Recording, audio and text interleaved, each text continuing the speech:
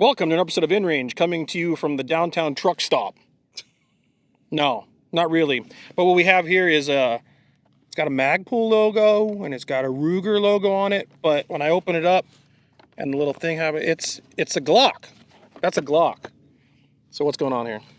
So this is the new Ruger RXM. Okay. It was released in December of 2024, and it is effectively Ruger's take on a Glock Gen 3 19, now that all of Glock's patents related to that design have expired. So okay, so to people, so we recently did a video about the Glocken, the Der Glock, which is essentially a Turkish Glock, and that was coming in, at least at the time, was like a $250 gun. Right. And that video's done really well. A lot of people were interested in that topic, including apparently the nation state of Turkey, who shared the video internally, because there's a lot of people from Turkey watching that video.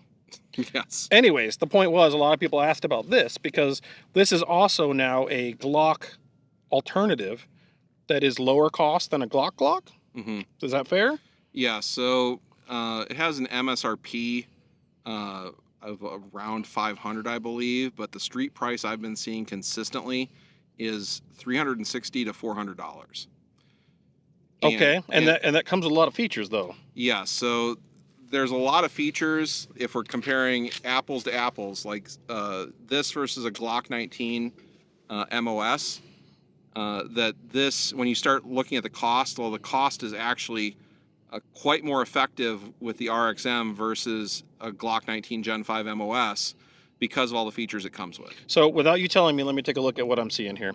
Okay. This is brand new out of the box, right? This hasn't even been fired, I don't think. Correct. Okay, so I pull this one out and I see that it has immediately ready to go for optics mounting.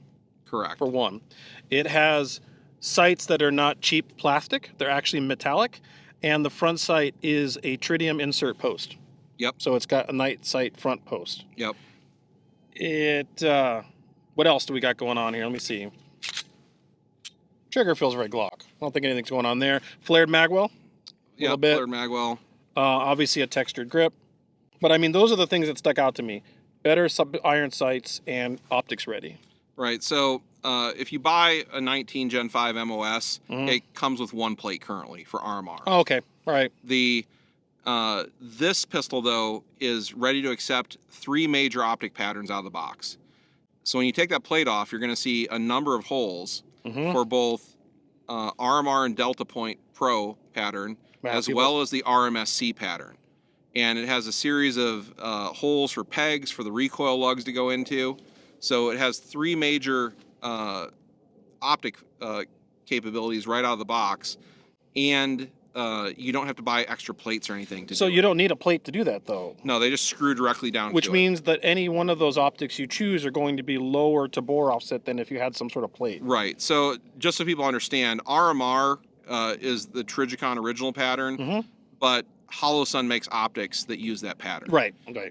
Delta Point Pro is originally Leupold's pattern, but SIG and Vortex also make optics in that pattern. Okay. And RMSC is the shield sight RMSC, but there's a number of Vortex and HoloSun and SIG optics, as probably well as others that I don't know about, that all use that pattern. So like, other than Aimpoint Acro, you're covering all the major optics patterns out of the box, and you don't have to buy anything extra to do it. For $400 at the moment. Right.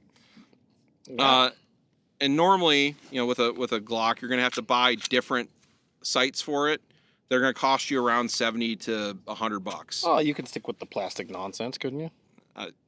I wouldn't want to. Well, I mean, but these are like honestly way better, and the fact that you got a night front sight's really cool. And for all the optics I've tried it with, they are co-witness height. Cool. Yeah, so they are taller. That's true. They're taller, but they're not like super tall suppressor sights. So you will see it in the bottom edge of the window. It's like lower 1/3 or lower 1/4 or something. Yeah, but like just above the edge of the window. Just barely to see it. So, but the most unique thing about this is that it uses a fire control unit. The actual firearm is not the grip module. It is a separate cassette, like we've seen with the 320, the APX, and some other designs. So it's going to open up a lot of possibilities for different grip modules and chassis systems that Glocks currently do not have. So since this tidbit here that's internal here is the gun, legally speaking, everything else here can be changed. You can change, like you said, you could put an entirely different grip. You could do anything you want to it as long as that part goes into it. That's the gun. Correct. Yeah, yeah. And we can tell from the packaging, they're clearly planning different grip modules already. They're like the insert in the packaging gives it away. Like there's going to be a full size one to have like essentially a 19X or 17 size grip for it. So with this, like since this is it's essentially a Glock 19 equivalent, you could go to a Glock 17 or a Glock whatever 43. No, that'd be too small. Too small. Like you could go down to potentially a Glock 26, and all the way up to but you can go up too. Glock 34. Now, this is compatible with Gen 3 slides. So with the Gen 3, the barrel and locking block system on original Glock OEM Gen 3 stuff, 19 and 26 barrels were compatible on the same locking block, and 17 and 34 barrels were compatible on a different locking block. Okay. So if Ruger is going to offer longer slides for this, like they're going to be using, I'm assuming, the same locking block and be making longer barrels for it. But for people that are asking, no, you can't just drop a 17 Gen 3 slide on this. You could drop another 19 Gen 3 slide on this currently. Or if you had, like some people have done what they called 19L slides, which were a longer slide with a longer barrel made for the 19 locking block, that would fit on here. And I'm sure there's going to be more people offering aftermarket barrels and slides for these things that are compatible with it completely. But just keep in mind, it's based around the Gen 3 ecosystem. Essentially, Glock and Glock pattern firearms, now that these patents have expired, are the AR-15 equivalent in that they are the Barbie dolls of pistols, in that you can turn them into any weird or beneficial, whatever your perception is. You can make it whatever you want it to be. Yep. Kinda. This hasn't been fired, right? No, that one has not been fired. This is brand new out of the box. Correct. Should we go see if it works? Yeah, I think we should do that. All right, let's do it. So these will be the first shots fired out of this gun whatsoever. Now, these do come with the Magpul Glock mags. Well, Glock compatible Magpul mags, and both Fagan and I agree these are kind of not it. Usually Magpul's better, but in this instance I'd rather have regular Glock mags, but hopefully they should work just fine. So I'm gonna go ahead and seat that, and we're gonna be the first shots fired out of this gun whatsoever.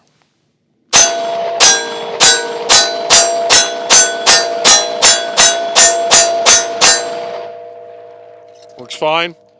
And I've got another magazine here just for science of hollow points. Now these are pretty nicely formed hollow points. They're not the most aggressive, but a nice test to do as well.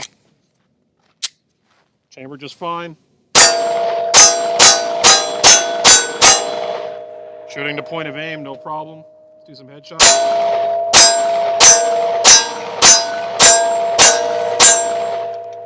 And I don't know what else you can argue with. Feels like a Glock.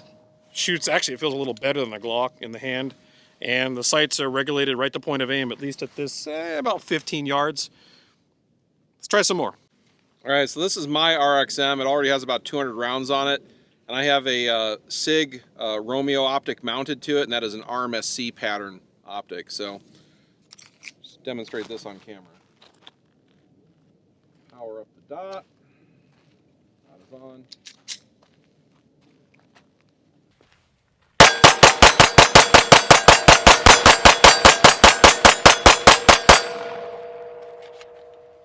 It's interesting. It always feels kind of like the mag is not fully inserted with the way these base plates are and the way it feels in my hand, but it is in fact locked in.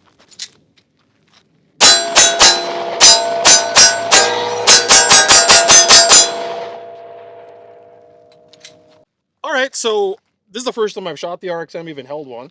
And I'm going to say it's, besides the fact that it has beneficial features like optics cut, nice iron sights with actual night front sight raised for co-witness, and the fact that it's chassis, so you could actually switch that out. You could 3D print whatever you want for that, and that's fine. It's nice. Shoots fine. It feels remarkably like shooting a lot of other medium-sized striker fire 9mm. It feels a lot like shooting a Glock. Because it is a Glock. It's not a Glock, but it's a Glock. So now we have a number of lower cost Glock options coming to the market. We had that Turkish gun that was missing some of these cool features, but was way cheaper. But now you have this from Magpul and Ruger. two very trusted names in the industry. I think they're going to go far with this. Yeah, I think these are going to be very popular just from an economic perspective. It's going to be popular with dealers because it's cheaper at dealer price, comes with more features, and you're going to have a wall of Magpul and Ruger accessories in your shop that people can, swap parts out of it. And this one is a black grip module that I already bought that's already available. Yep. And they're going to have different colors, different lengths, etc. So commercially, I think this is going to be quite successful. And like I said, with the 3D printing community, since it's the chassis, you could do whatever you want. Yep. This could get real creative real fast. Yep. I expect PDW style chassis for these to be available. There's a lot of potential because of the FCU aspect of it. Absolutely. Now, I touched on this briefly when I went to shoot. I don't care for the Magpul Glock mags that much myself, but you don't either. No, so my experience with the Glock Magpul mags, or Magpul Glock mags, I should say, is they're not metal lined. Yeah. OEM mags and most of the aftermarket magazines that are compatible with Glocks are metal lined. Mm-hmm. And the downside of that is there is increased friction inside the magazine body. Mm-hmm. And increased friction on the feed lips. Mm-hmm. So in my pistols, for example, I'll often feel like it's slow feeding. You'll feel the slide going harder into battery as it's stripping the rounds. Sluggish is the word I would use. Yes. Mm-hmm. Whereas I actually like them in PCCs that take Glock mags because the bodies of the magazine are made of a higher glass content polymer. They're more robust. The mag catches don't wear out in PCCs the same way. And that same drag on the feed lips doesn't apply when you have a heavy PCC bolt driving through, stripping the rounds. Fair enough. And I have had them, if I left them loaded in my car in the summer in Arizona, the feed lips just give out. Wow. Yeah. Because so it's 180 degrees in the car. It's a lot of tension on plastic only. And they just kind of bend out over time and eventually crack. So don't keep your Magpul Glock mags in your car in Arizona or in your oven when you're baking a pie. Correct. Fair enough. That said, cool gun, another option on the market, another lower cost option. Again, if you don't want to go as low cost as the Turkish one, here's another choice that you can go with. Right. Now, the main reason I would tell someone not to get this over a Glock 19 Gen 5 MOS is the mag catch is not reversible if you're left-handed. Oh, that's right. You have that disability. Yeah. So, and people will be like, well, you can do this to hit the mag release. Yes. And I did that for decades with Gen 3 Glocks. And you don't want to do that anymore. I don't want to do that anymore, in part because what I found is having the mag catch exposed away from my body meant that on occasion I could bump into something that would activate the mag catch. And when I pull my handgun out, the magazine is loose and potentially falling out of the gun. So what you're saying is you want your concealed carry piece to be stripper clip fed with non-detachable magazines? No, I don't, but I'm sure some people do. I've heard that might be a thing. Anyways, I think it's cool. I like it. Yeah, I think it's another good option on the market. I'm excited about the aftermarket potential for it more than the gun itself and what people are going to do with the FCU concept in it. For $400 to $450 with all the features it has on it, I can't see why I wouldn't recommend it either. Plus, you got that Ruger warranty, which is frankly sort of an industry standard warranty. They're very good. Yeah, and the ability to mount so many different optics as it comes with no hassle, like you just buy the optic and bolt it onto it, that's really is the big benefit. We're finally getting there. Yeah.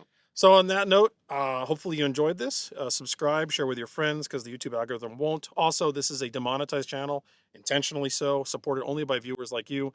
These were purchased, not given to us, and so this is as fair a review as you can do because no one gave this to us. There's no influence here. It's not like Ruger or Magpul sent these to us. This is purchased. So thank you for your support. If you're already doing it, if you can consider it, patreon.com/InRangeTV. And thanks for watching and stay tuned for more.